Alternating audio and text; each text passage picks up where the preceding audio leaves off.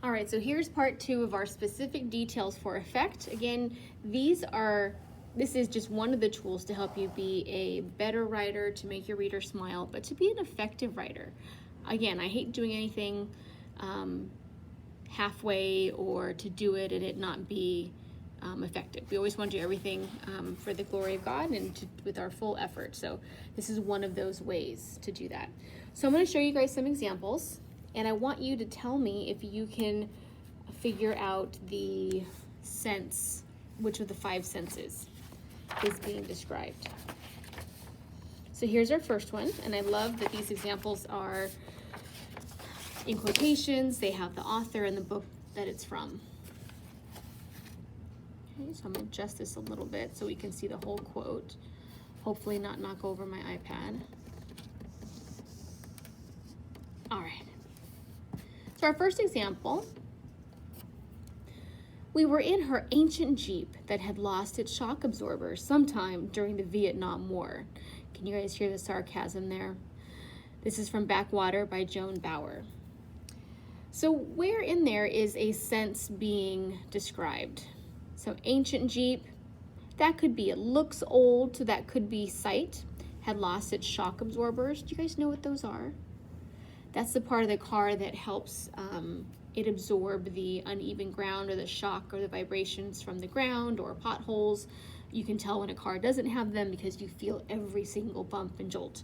When I used to ride the school bus to Woodcrest, man, they did not have very good shock absorbers. And I were bouncing up and down all the time, and it wasn't a comfortable feeling.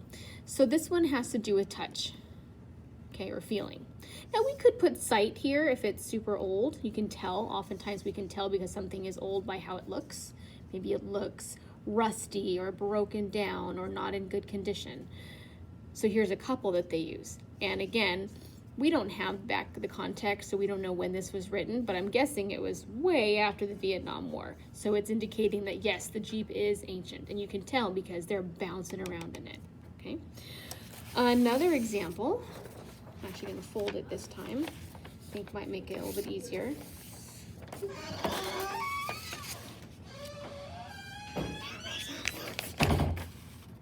That was my little one, in case you were wondering. So our next example, again, let me know if you can figure out the sense, sight, smell, touch. All right. And on his feet, instead of the standard orphanage clodhoppers, were a pair of boots. Scuffed and dusty boots, certainly, but with a style about them that had nothing to do with living in the orphanage, or for that matter, anywhere else in downtown Harristown. So again, you're looking for words that are descriptive, okay? Orphanage, clodhoppers, those are gonna be old shoes, old big clunky shoes. But instead of those were a pair of boots. Well, what did the boots look like? They were scuffed and dusty boots, okay? So those would be visual, those would be sight, okay? Scuffed and dusty, I can picture that very well. So this sentence is appealing to our sight.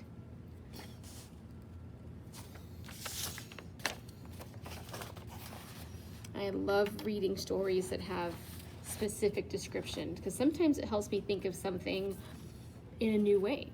Now the next ones I'm going to show you actually have 3 or more. Now this is not a magic 3 sentence necessarily. It definitely could be, but this is more of a description. So some of these are more than 1 sentence. But these have 3 or more.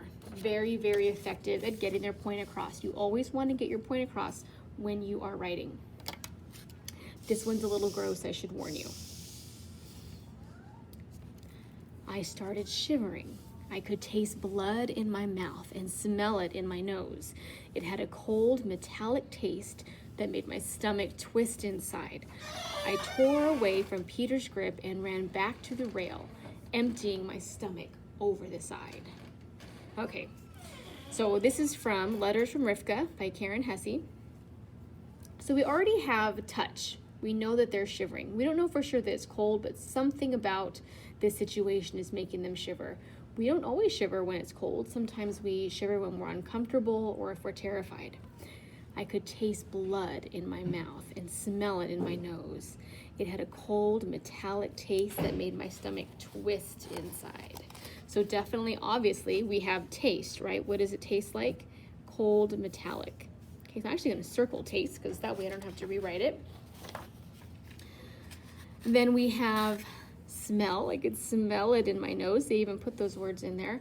And then emptying my stomach over the side. I think that could be two different senses. I think that could be sight. You can see somebody throwing up. Ugh. And sometimes that's just too much for other people and they start doing that.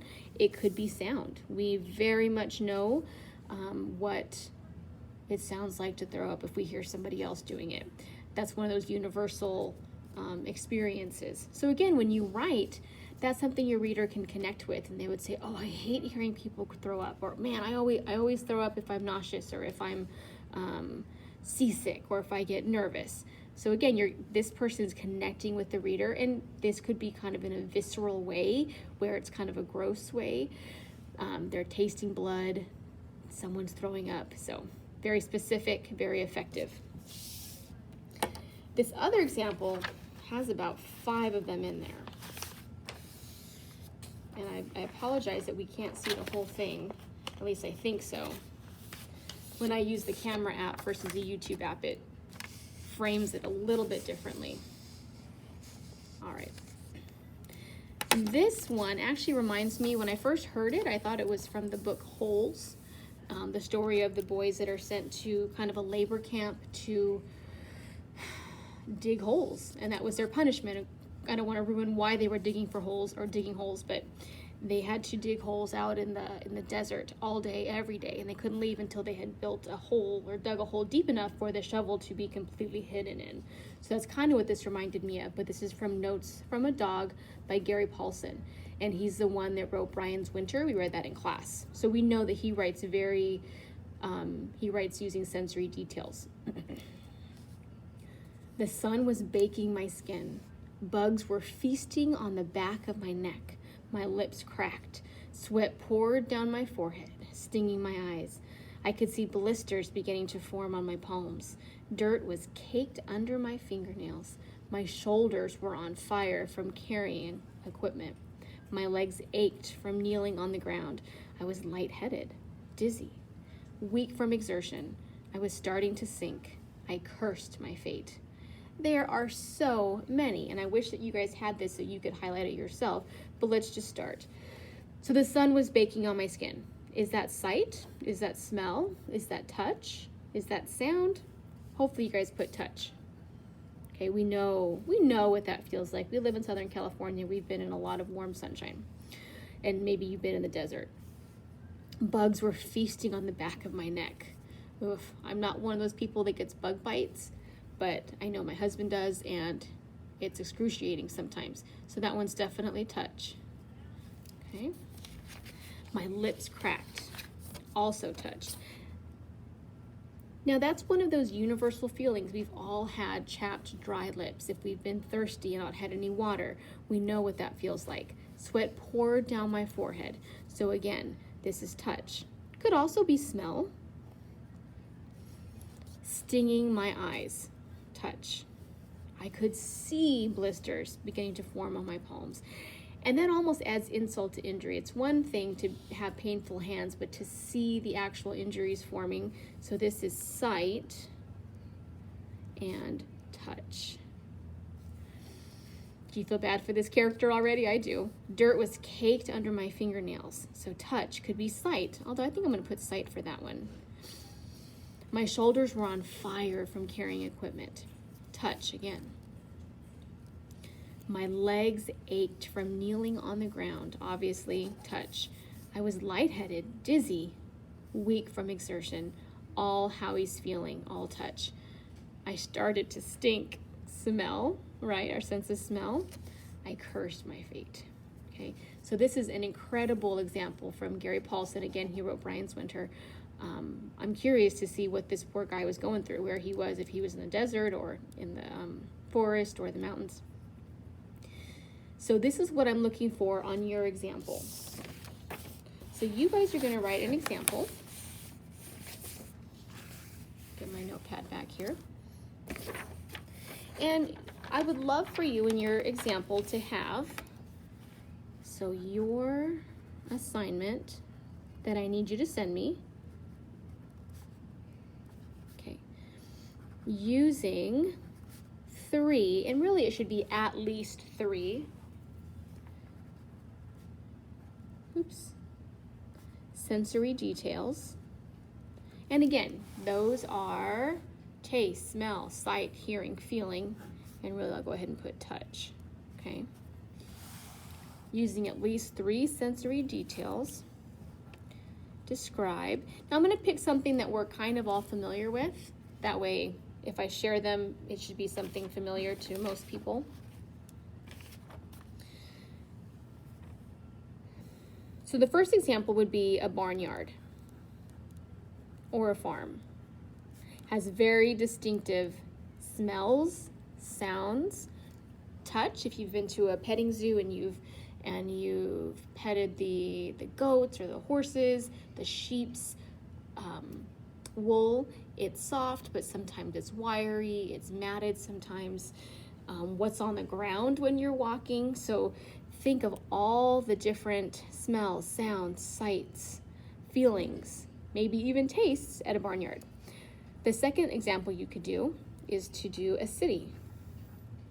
Okay, there's traffic, there's smog, there's people, there's cars with the horns honking, there's the tall skyscrapers, there could be cyclists, there could be kids and school buses and playgrounds, lots. There could be smells from street vendors, food trucks.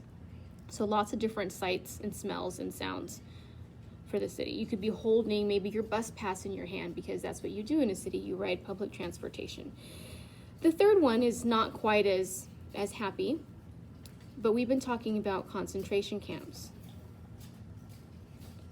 And we've seen some pictures, some videos. We know that many of them were starved. They had their heads shaved. Some of them were in freezing conditions with just the kind of prison uniform. They didn't have basic sanitary items.